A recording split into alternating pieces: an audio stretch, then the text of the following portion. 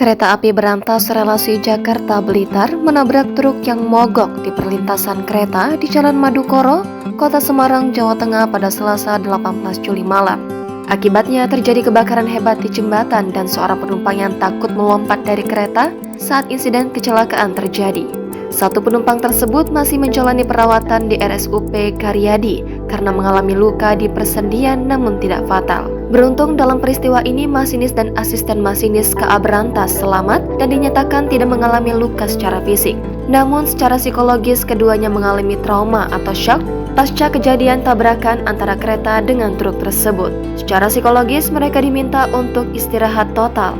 Mereka masih shock, ujar manajer humas PT KAI Daop 4 Semarang, Iksvan Henry Wintoko, dikutip dari tribunjateng.com pada Rabu 19 Juli. Selain itu, pihak KAI juga membantah bahwa masinis dan asisten masinis terjun ke sungai saat kecelakaan terjadi.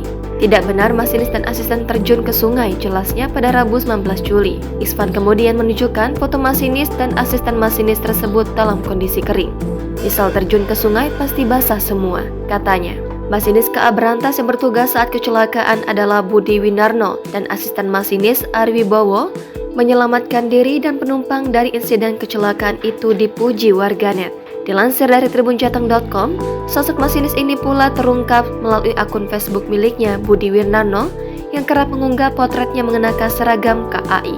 Terpantau dalam bio Facebooknya, Budi Winarno pernah belajar di Rolling Stock Training Center Yogyakarta, lulusan tahun 2011. Sementara Budi menempuh pendidikan di SMK Negeri 1 Semarang angkatan 2004. Kini Budi Winarno bekerja di PT Kereta Api Indonesia Persero sebagai masinis.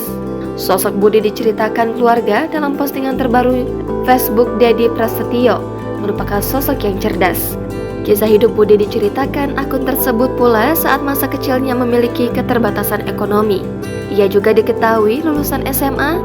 Setelah lulus, Budi mendaftarkan sebagai masinis dengan melewati beberapa tes. Budi akhirnya diterima. Kini, kondisi Budi diungkap keluarga bahwa saat ini tengah beristirahat di rumah yang berada di kawasan Semarang.